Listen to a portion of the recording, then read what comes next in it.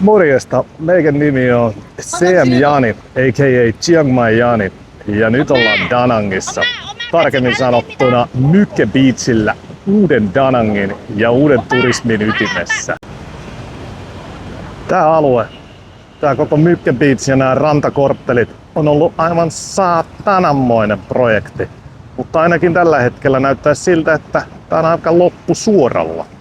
Käytännössä koko tää alue, sitä rannalta Hanjoelle asti, 10 neliökilometriä, on rakennettu reilussa 10 vuodessa. Tuollakin takana möllöttävät pilvenpiirteet ja muut, se oli pelkkää pölystä kylää, kun meikäläinen kävi täällä Visaranilla ensimmäisen kerran reilu 10 vuotta sitten. Mitä ihmettä? Muistan Facebookissa hehkuttaneeni, kuinka mukava oli kävellä päättymätöntä rantaa maailman tappiin asti. Ihmetytti myös, että kuinka voi olut olla halvempaa kuin vesi. Koita siinä sitten hillitä juominkeja näillä budjeteilla. Anyway, muistan ihmetelleeni, että mitä nää tänne oikein rakentaa. Pytinkiä nousee joka nurkalle, mutta ketään ei näy missään. Näin 10 vuotta myöhemmin on helppo sanoa, että se rakentaminen ja kämpläys kannatti, koska tähän on aivan täynnä turrea. High seasoni on isoin koskaan. Koko homma lähti liikkeelle 2000-luvun alussa, kun Vietnam tilasi japanilaisilta tutkimuksen, kuinka tämä alue voitaisiin urbanisoida. Siinä tutkimuksessa korostettiin taloudellista, sosiaalista ja ekologista kestävää kehitystä. Haluttiin oikeasti tehdä tästä koko Keski-Vietnamin keskus ja kultakaivos. Ei siis ainoastaan näistä kilometrien pituisista rantakortteleista, vaan koko Danangin kaupungista ja sen naapurialueista. Rahoitusta tähän projektiin on revitty monesta suunnasta, Vietnamin hallituksesta Maailmanpankkiin, mutta myös yksityinen sektori on ollut tärkeässä osassa. Vietnam onkin yksi harvoja maita Aasiassa, jossa ulkomaalaiset voivat helposti perustaa ja omistaa yrityksiä. Joka tapauksessa tämä japanilaisten tutkimus valmistui 2010 ja sen jälkeen on tapahtunut ja paljon.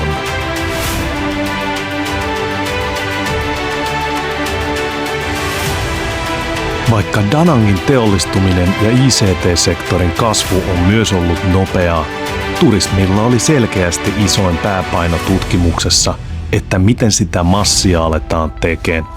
Ja taloudellisesti turismisektori onkin ollut huikea menestys. Viime vuonna Danang veti 7,6 miljoonaa ulkomaalaista turistia, kun esimerkiksi Thaimaan Phuket vetää vuosittain noin 10 miljoonaa. Danangin turismin kasvu sen sijaan on 25% vuodessa, joten on mahdollista, että Danang menee jo tänä vuonna Phuketin ohi ulkomaalaisten turistien määrässä. Osasyy siihen, miksi paikalliset ovat niin iloisia ja onnellisia, onkin, että 100 000 köyhyydessä eläneet ihmiset ovat tulleet työn perässä Danangiin ja sitä duunia on piisannut. Tänne on syntynyt keskimäärin 30 000 uutta duunipaikkaa joka vuosi viimeiset 15 vuotta ja kaupungin väkiluku on lähes tuplaantunut 1,2 miljoonaan. Raksamies, mopotaksi, kaupan kassa, tarjoilija, kokki ja niin edelleen. Duunareita tarvitaan ihan joka paikkaan, kuten nyt vaikka tuhansia ihmisiä työllistävälle Danangin kansainväliselle lentokentälle. Ja pitää muistaa, että monet Danangissa töissä olevat elättävät myös köyhiä perheenjäseniään, koska toisin kuin meillä kermaperseillä, kelaa ja sossua ei tietenkään ole. Eli turismin vaikutus on erittäin kauaskantoinen ja vaikuttaa positiivisesti miljoonien ihmisten elämään.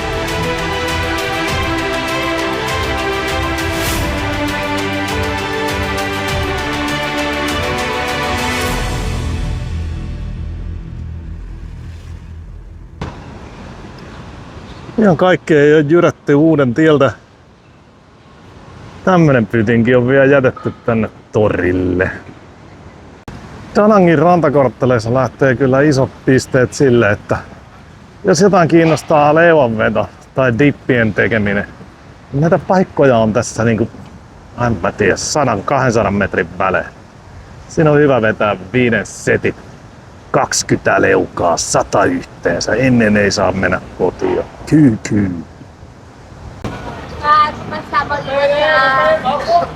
Katsotaan tätä vanhaa pölykatua.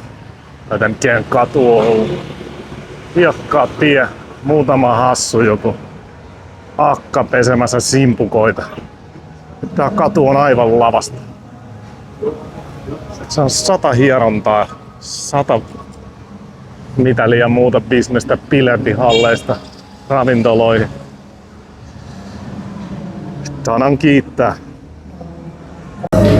Ai, nyt on kauniin kuulosta laulua. Käydään kurkistaa. Siellä lauletaan. Ei se nyt niin häviä ollut. Tässähän on hyvää kontrastia. Vanha ja uusi Danan kohta.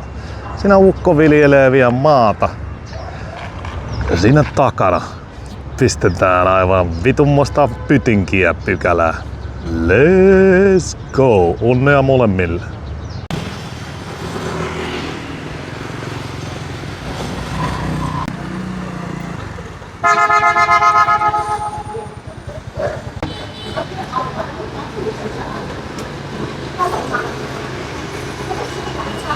Taktisesti tuuletin pöytää.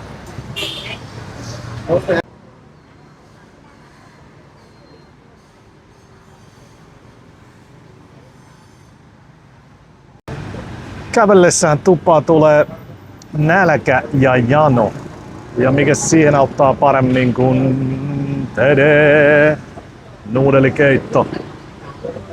Tällä kertaa valinta oli slow cooked tender beef noodles. Ja eihän näillä Vietnamissa voi keiton syönniltä välttyä.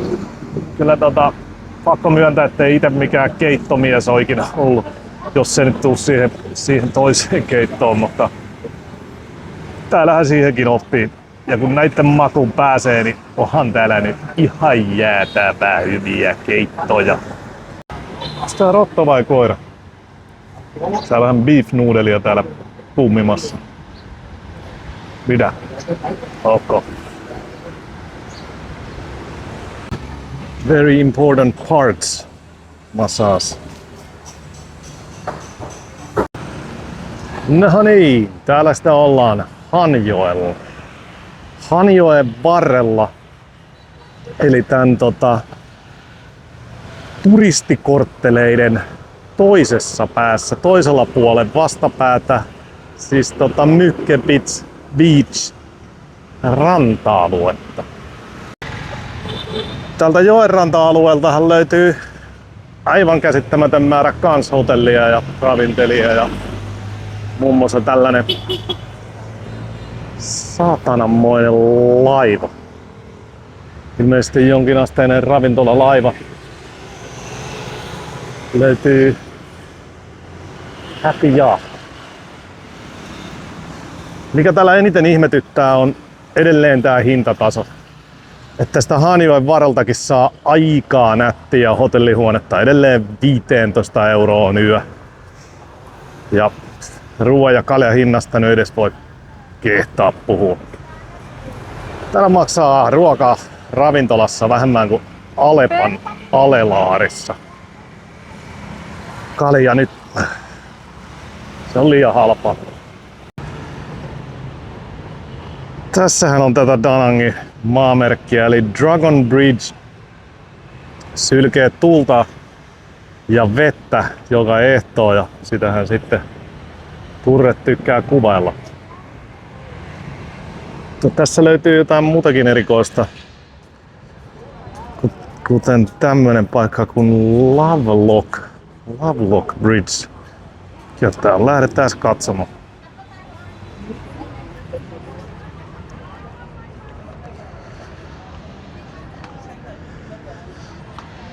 Kyllä tässä kelpaa lohikäärmeen edessä poseerata.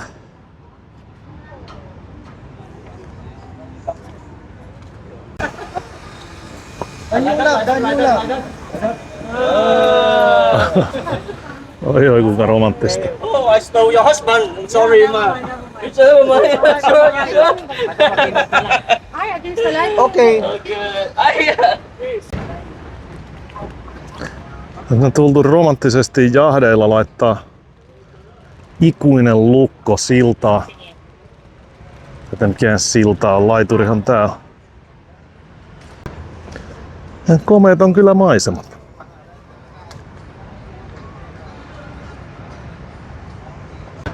On täällä ikuista rakkautta vannottu. Lukkoa piisaa.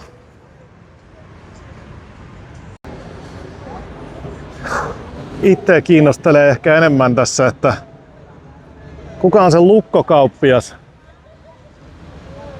ja onko sillä yleisavain.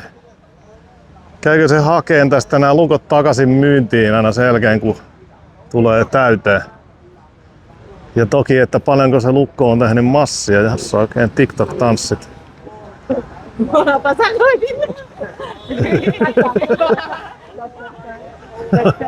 I hope I didn't ruin it. Anyway. Tätä lukkoja on niin paljon, että vaikea uskoa todeksi. Ja näitä lukkomyyjiä ei näytä kuitenkaan olevan täällä juuri ollenkaan. Täällä ei jollain yksin oikeus myydä näitä. Lähdetään katsomaan paljonko lukko maksaa.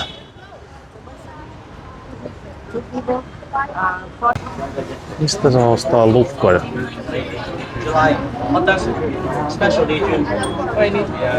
Veikkaisin, että tuolta, koska siellä on sellainen nippu jengiä.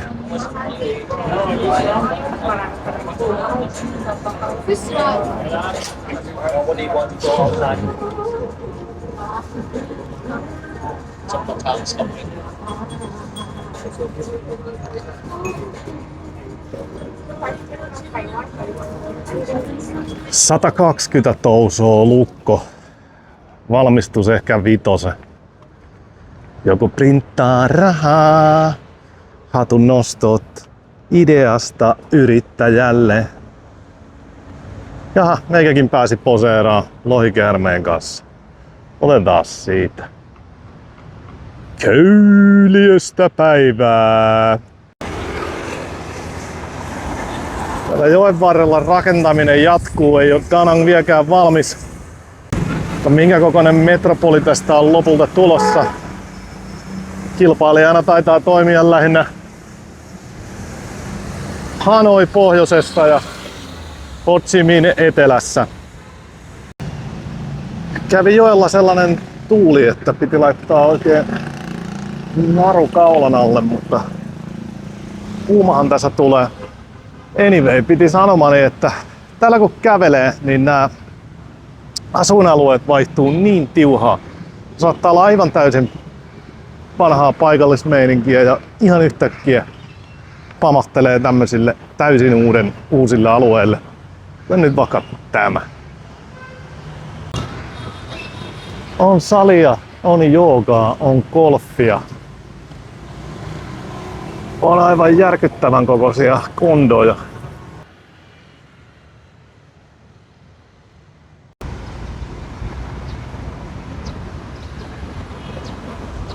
Eihän tää siltä näytä, että tässä Vietnamissa enää ollaan. Kyllähän tää kaupunki on kansainvälistynyt totaalisesti myös tämän 10 vuoden aikana. Miten Da Nangille käy pitemmän päälle, jää nähtäväksi, mutta jos japanilaisilta tilattu suunnitelma jatkaa toteutumistaan, niin tämä projekti saattaa nostaa koko Keski-Vietnamin aivan uusille leveleille, josta ei paluuta vanhaan ole. Sillä ei loppupeleissä ole mitään väliä, onko Da Nang tai joku muu Vietnamin kaupunki seuraava Phuket, tai onko Vietnam ylipäätään seuraava Thaimaa, koska tämä projekti on ollut jo aivan uskomaton menestystarina. Varmaa myös on, että expatit, diginomadit sekä nykypäivän pitkä- ja lyhytaikaisturistit ovat liikkuvaista sorttia ja koko Vietnam on verrattain uusi ja nopeasti kehittyvä turistikohde sekä maa, joten on helppo povata turismin kasvun tuomia hyötyjä jatkossakin koko Vietnamille.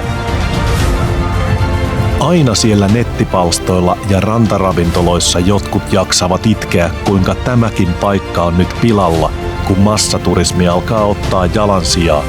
Mutta paikallisia ei tuollainen muualta muuttaneiden etuoikeutettujen poru ja lässytys kiinnosta. Paikallisia kiinnostaa, että duunia riittää, lapset käy koulussa, pöydässä on safkaa ja että koko maalla ja sen asukkailla on valoisampi tulevaisuus ja nippu uusia mahdollisuuksia omissa käsissään.